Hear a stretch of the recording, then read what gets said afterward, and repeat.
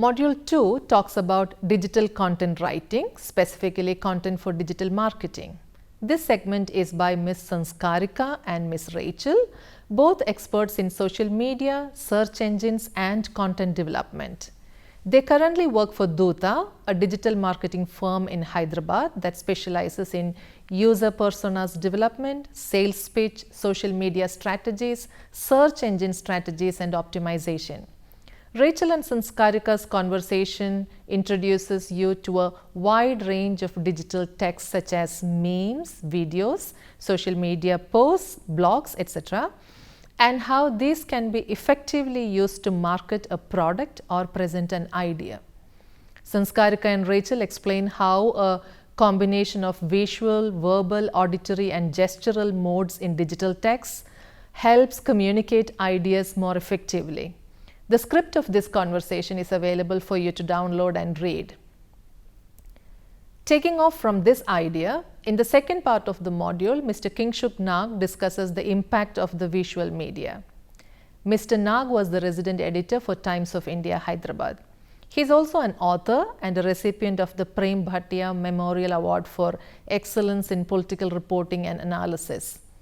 In this snippet, Mr. Nag briefly discusses the differences between writing books and screenplays. He also talks about writing for newspapers and ends with short pointers or tips for those of you who are interested in taking up writing as a profession or a passion.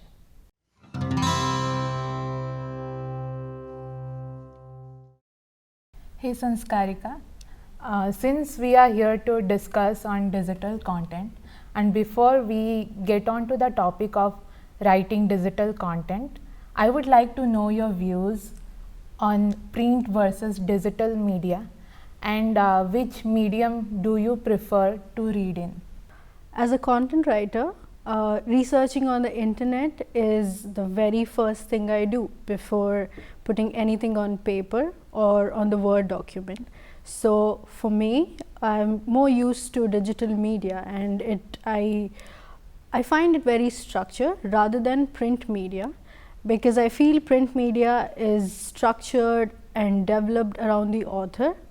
However, this is just my opinion, and when it comes to print versus digital, I would choose digital media because it's easier to navigate, it's accessible. Like I have a smartphone most of the time, and I can look for informations on the go whenever, wherever, and it's more people friendly, I would say, because thinking from a larger population's perspective, it has given a level playing ground to a lot of people, and personally it has made my life much easier with the quick suggestions, with the more options that I get, and it's helps me do my job quicker and better.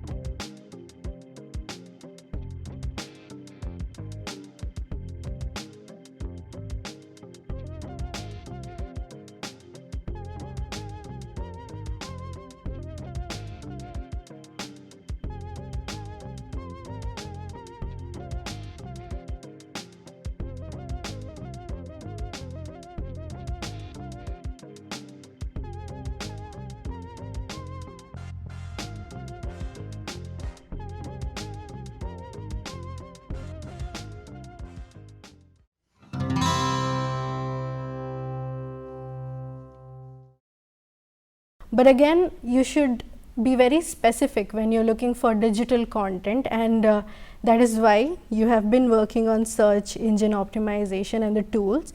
So would you like to put some light on how one can do it? Sure. One must be extremely focused on the information they need. There is lots of information on the internet and we can easily get distracted. So always search with exact and complete keywords, and I would suggest even using entire phrases while searching information, so that you can get more accurate results, because digital content tries to answer all the questions a reader might have. So you will agree to it? Of course. That you also try to answer the 5W1H. So while searching, you must search very specifically to get what you are exactly looking for.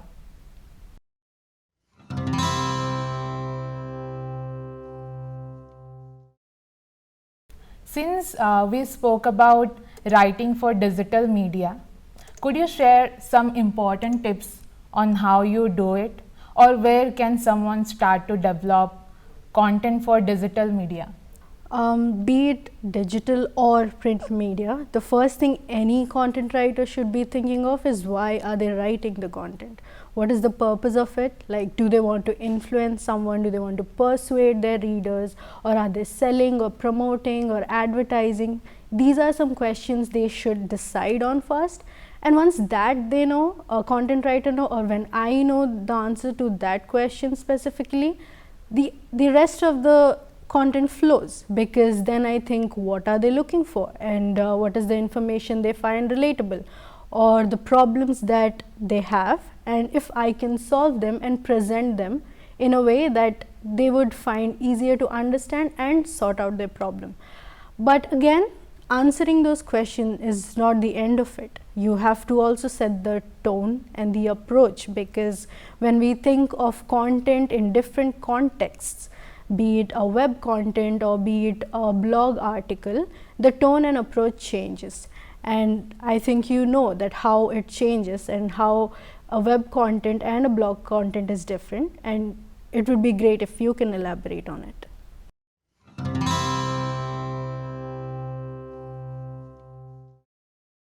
I think you have some experience in that, and you can say how do you think that a web content or a content on a website, which is when you go to a website, you click on a link or something, is different from a blog article? Yeah, see, blogs are informal and conversational, provide a lot of information before convincing readers to buy. For an example, in educational apps that specialize in testing, we discuss how the test help students find what they know and don't know in a chapter. When we write a blog around that feature, we provide clear examples and take the user through the process and offer solutions. Then subtly direct the users to buy and subscribe.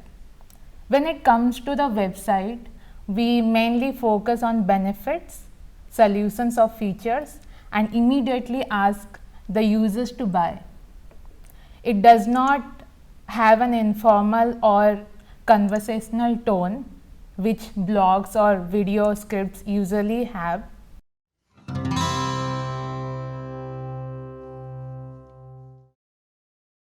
So videos play an important role as people these days, and they prefer videos to reading. Therefore, it demands the conversational tone for better understanding. We created lots of video content for YouTube, right? If you can tell how the process was, especially the scripting of videos. You would agree with me when I say that videos are the easiest to consume information from.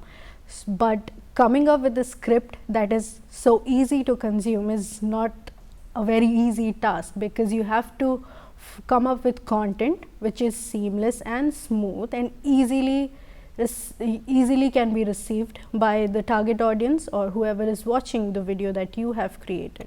So you should start first to hook them to your content with a very captivating, very catchy statement, and you should stick to it.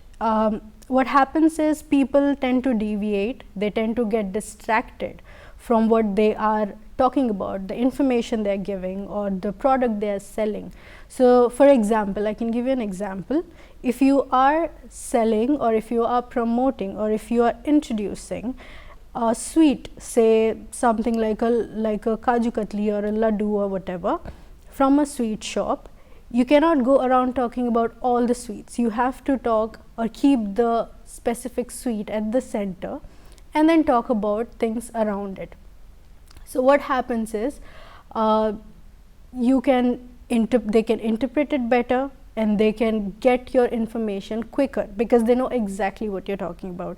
And then once you have persuaded them, after you hook them, you persuade them, and then you have to give them sort of a quick thing to act upon. It can be a link, it can be a call to action button.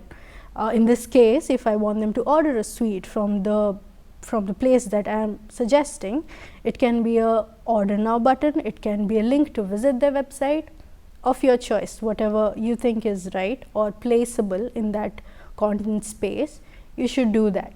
So that is how you go about creating. And also we should always think that it is a human being on the other side of the screen. So you should always give a personal touch to it, something which connects to them, something they can relate to, because otherwise it's just someone talking and talking without connecting, and that really helps in today's world. People need to connect to you to actually subscribe to what you're selling. So that is how you work it out, and that is how is the same with social media content, that the motive is to connect with them and make them take an action, be it sharing, be it just telling a friend about something. So that is how it works.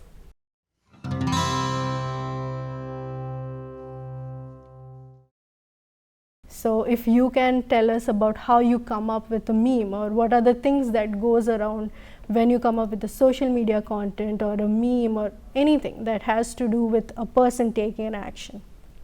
Yeah, so social media platforms are about trends and occasions and less about the product you are selling. Now, so the content and images of our product should suit the occasion. For an example, for Independence Day, we ran a campaign, and it was for freedom from cooking.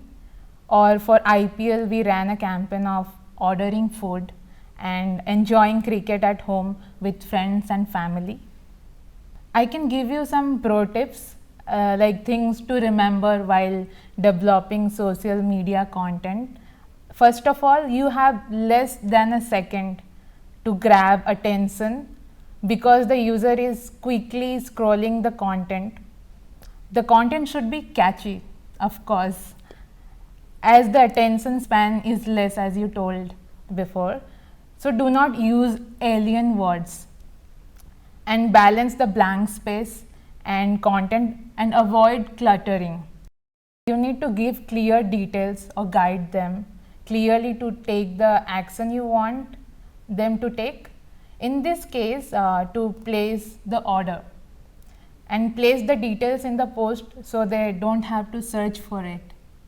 And of course, in this generation, do you know, memes are the best, for catching attention of people, So people love to share them too. And that is the best way to reach maximum people. Research what's trending on social media and see how you can use that for writing content for your product. And to get the best results, add a little humor.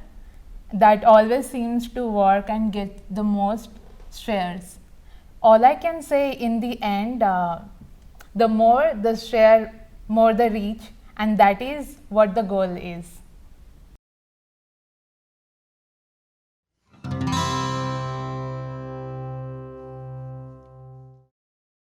Mr. Kingshugnak, thank you very much for agreeing to contribute to the course on communicative English. Thank you.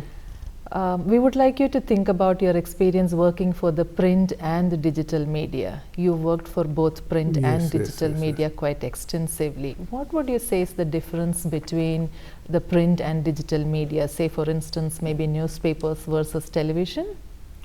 There are a lot of differences. A newspaper, as you know, is a different medium. You get the newspaper in the morning and you read it. And television, you don't really have to read. You have the information is beamed to you. So as you know, the newspaper, you have to make an effort to read, but in a TV you can be doing other things while the TV beams the news. So, you can focus yourself on doing something else while listening. But however, as you know very well, that when we watch programs on TV, and if the programs are very interesting, we focus on listening to it also. But obviously, involvement is much less. However, a newspaper, there is another advantage of course of a newspaper, which is that newspaper you can be reading now and maybe after half an hour later, but in TV the news comes then, you have to put the TV on and watch it. So, there is a difference in the way that the news is consumed, as they say. And in terms of communication of message, which one Communication of message, it is generally believed that a TV is a more superior medium, because it is a visual medium and then you can see. So, when people see, it has a greater impact on them. And in a newspaper you will be reading and you cannot effectively understand what has happened. Suppose they are talking about an accident which happened, suppose, and the accident, why it happened, is shown on the TV. So, that will have a further impact on you, larger impact on you. In newspaper, you will be describing such and such car came and he ran over such and such scooter and all that. So, the impact is much more in the case of TV. However, you should also realize, and this is an aside, that whenever you are reporting an incident on TV, also the TV camera is not omnipresent, it is not present everywhere. So, when they talk of an accident, probably also they will say that such an accident had happened, and then they will show the destroyed car and the people who have collected there, etc., etc.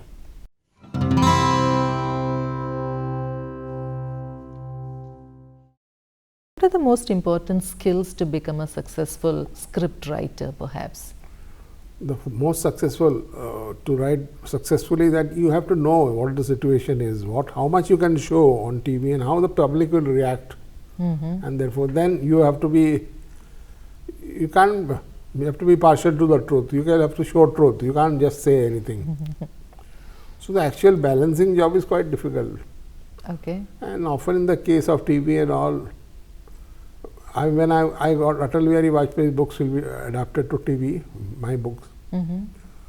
So, before they are adapted, actually you meet the director and he has got some writers. So, you talk to them, because they are specialist writers. You tell them the story, or they have read the story from the book. They want to make a film out of it. So, they have got the special language and all, they are trained in it. So, they are different. You are right. You are a writer, but the television script writer is slightly different from you. Right, right.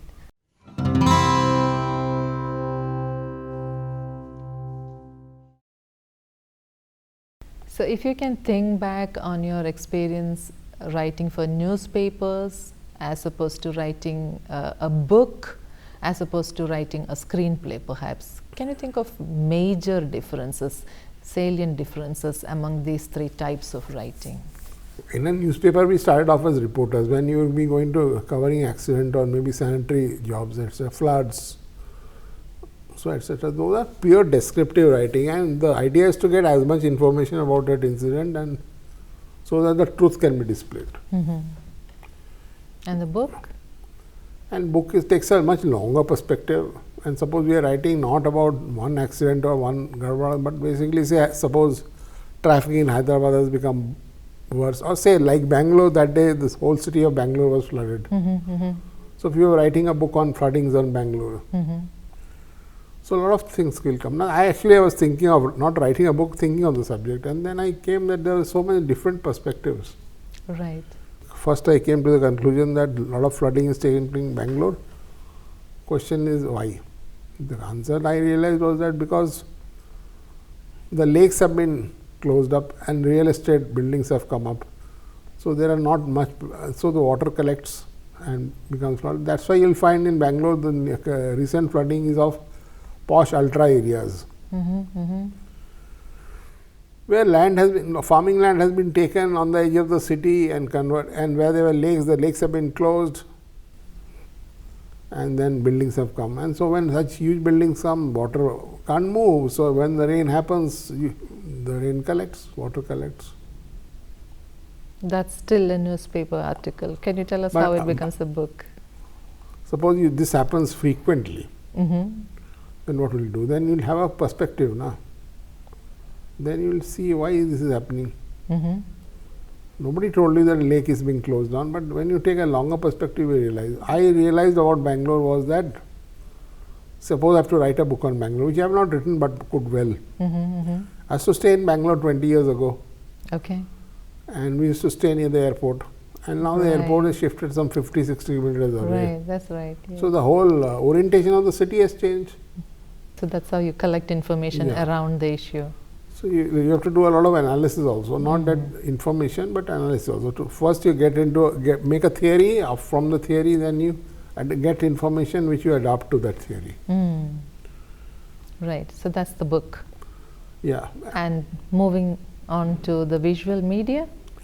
Visual media is also very difficult to show, but then the same thing can be shown in a video media also. You have to have past shots of Bangalore and then current shots and see how the city is getting crowded and how more and more people are coming, and then graphically describe what has happened to Bangalore. There's a problem when you show things on TV than when you write about it in a book. Yeah, because Do you see that happening? Yeah, it happens all the time, as I told you. Because I think it shows that the TV as a medium is much stronger. So whatever is shown in movie and cinema is more stronger than newspaper or a book. Is that the impact of the visual medium? I think it is the impact of the visual media. The visual media in that sense is much more stronger. Only thing is, therefore, you can't show precise details. And it is also a very difficult medium also. Right.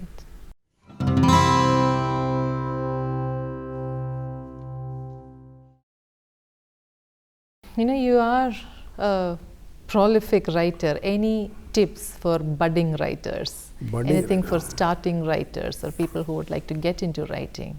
What's it that you would tell us? First thing I'll say that choose your subject with clarity. Also try to figure out what sort of problems may arise if you want to write on the subject. Number 3, you also figure out the collection of information will be how difficult. Sometimes it will be very difficult to collect information. No? Has that happened to you? It happens, but then some subjects. For instance, I wrote a book on China and India. So it also, so because you have to study Chinese history and Chinese economy, what are the Chinese doing? Why are they doing? You are going into the psychological make of the Chinese people and also the Chinese state. But that's a very difficult job because, first of all, you have been to China only once or twice. So to get back to the tips. One of the tips is that you have to have a strong logical mind and you have to have a strong analytical mind. Right. Otherwise, you write the most descriptive story is that how road accidents happen. You write, they are very descriptive. But you have to go behind the news and try to analyze the whole phenomenon. Then you have to do a lot of studies yourself before you jump into the picture. That's a good point. Yes, yes. You have to study a lot. You should be convinced of the opportunity of a book. Also, you must realize that a book can be produced, but it has to sell also. First thing is that you have to know how to write. Because as an editor of a newspaper, I often realize that people who wanted to become writers wouldn't have any skill over language. Right, right. Yeah. They are writing imperfectly. They are unable to convey what exactly they are writing. So that creates a lot of problem. First thing is that you should know good English or Hindi or Telugu or whatever language. Right, right, yeah. Then you should know the subject well. You should have a very curious mind, analytical mind. Then you can write. Okay, yes. I think that should be it. Thank you very much for spending time with us. Thank you.